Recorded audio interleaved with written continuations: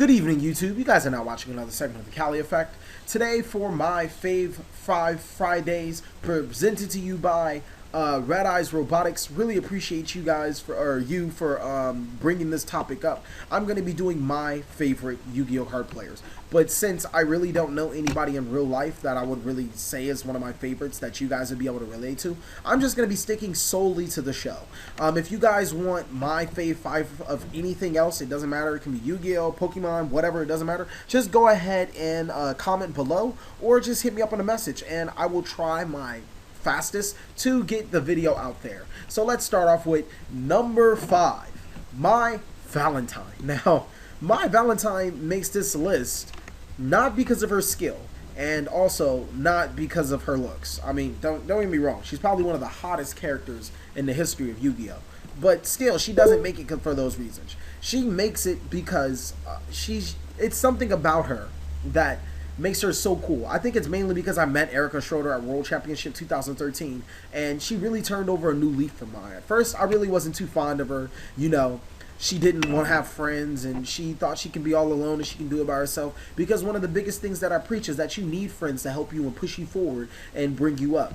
But after meeting Erica Schroeder, a very lovely and heartwarming person, I started to look at Mai just a little bit different. Not as a person that wanted to have power by herself and didn't need friends, but more of a person that wanted friends and just didn't have it, so she hardened up. Overall, I really like her character. Like, as I started to watch Yu-Gi-Oh all over again just to get some reminiscence of her character, she's a really cool chick. Helping Joey out when he needed it, always there for Joey. I really think that they could have made some more episodes with them having it going. And her record isn't that bad. I mean, she was top 4 at Duelist Kingdom, top 8 at Battle City, and I'm pretty sure to even get at Duelist Kingdom, she won a whole bunch of other tournaments too. So from what we see on the show, her record isn't so hot. I think she's like 2-3. She beat Rex Raptor and she beat the Ninja guy, but she lost to Joey. Oh, she beat Joey too, but she could have lost to Joey, or she should have lost to Joey. And then she loses to Yugi, and then she loses to Panic. She's kind of everywhere. She's up and down with this. But overall, she's just a really, really good character. In the beginning, she's seducing guys, and then later on through the show, she's just an independent woman doing what she has to do. And I respect that from my Valentine. Number 4. Now, the biggest reason why he's number 4, which is Merrick Ishtar, is Merrick Ishtar is a badass. Like, come on, think about it. This is a 16-year-old kid that owns his own boat, has his own motorcycle, has a group of people stealing cards from him, and owns 2 of the very best cards in the history of this show.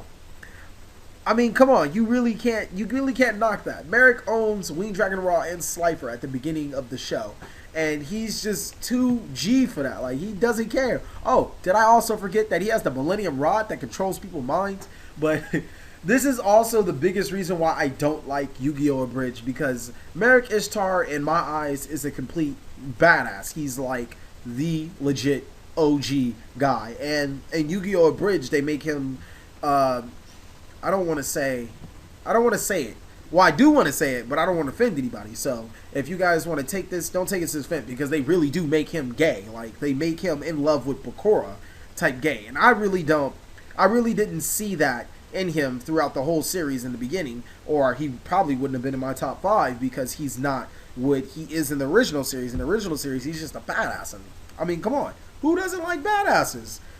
Merrick really gives no fucks about anybody or anything around him. He's just thirsty for power. And even Yami Merrick, he's pretty creepy too. This guy makes shadow games like just insane. I'm pretty sure everybody has had one of those friends that when you were kids, they wanted to be Yami Merrick, and they always made some crazy ass shadow game like, oh, every time you lose life points, I take your favorite card. Like, bro, you can't do that in real life. But overall, I really like Merrick. He's pretty cool.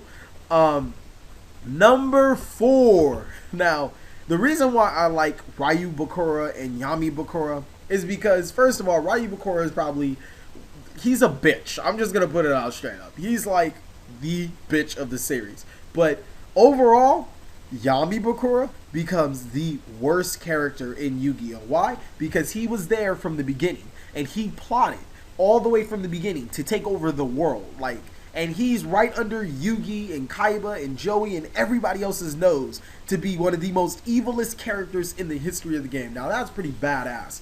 But, unfortunately, he doesn't succeed, which I think it would have been cool if he succeeded. Yami Bakura is also another reason why I don't like Yu-Gi-Oh! Abridged, because they say he's in love with Merrick, which I really don't like. He has his own intentions throughout this whole series of the game. I really don't even think Ryu Bakura really existed. I think it was Yami Bakura all the way. And Ryu was just some guy. I don't even know. Ryu was probably just Yami pretending. Like, you really don't even see much of Ryu Bakura. You just see Yami Bakura all the way through. Also, another reason why I like him is because his birth year, or his birth month, is in September. And, yeah, we kind of like, you know, we're in the same birth month. That's another thing. He also has an AB blood type, which I have too. So don't take that, guys.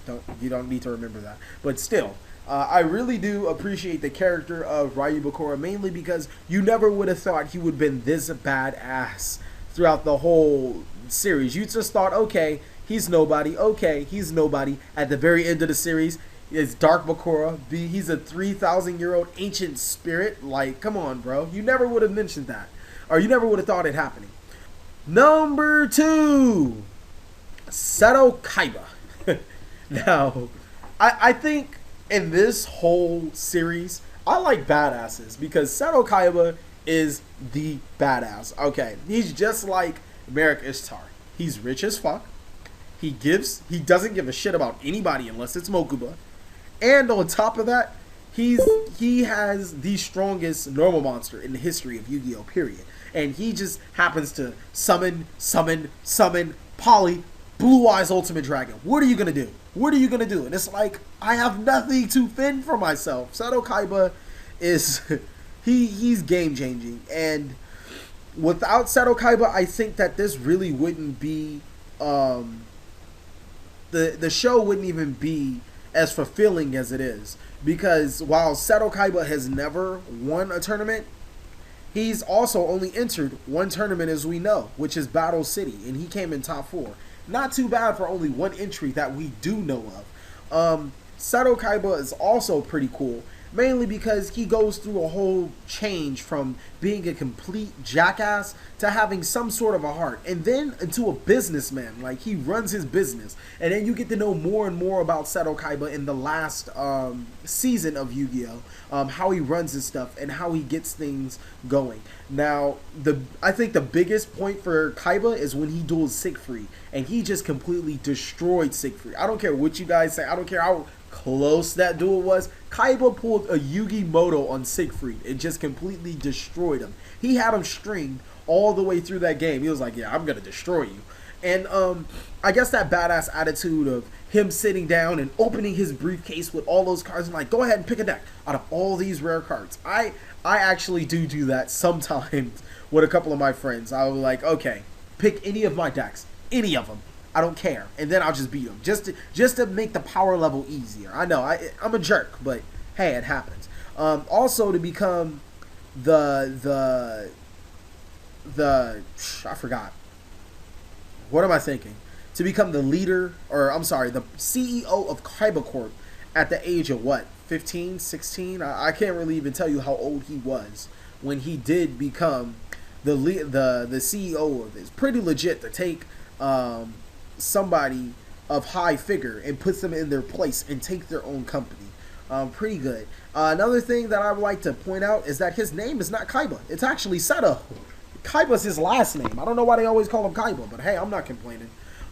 Next is number 1. Okay, let's get this straight. The picture you're seeing is not Yugi Moto.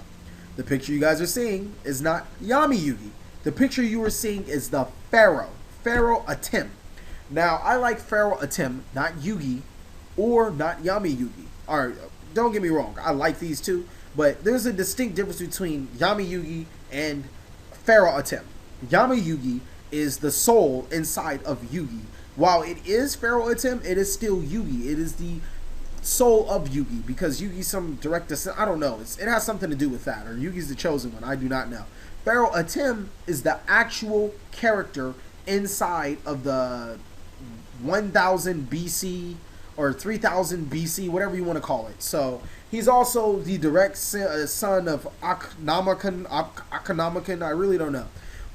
The reason why Pharaoh Atem is the badass is because he rules. The way he rules is not with an iron fist, and he's not too easy over. The way he rules is with precision. He does his battles very precisely, and when you make him mad, oh, you make him mad. Like, he doesn't care. The 3 Egyptian god cards are always by his side.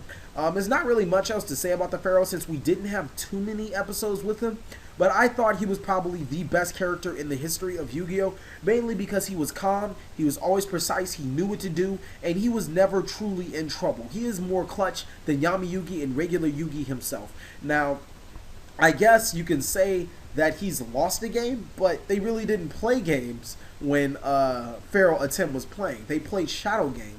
They didn't really play the Yu-Gi-Oh card game. So you really can't say he's never lost a game. You can say he's lost it. I guess he kind of lost a shadow game to Pakora when he cheated. But overall, these guys are just really 2 guys. And Pharaoh Atem is the only person to make Sophia, which is the strongest creature of all time. Or is it Sophia? I don't think it's Sophia. Or to fuse the Egyptian god cards into that thing. You know, it's right there. The link is right there, what I'm talking about. But thank you guys for watching another segment of The Cali Effect. Please like, comment, subscribe, but most of all, enjoy.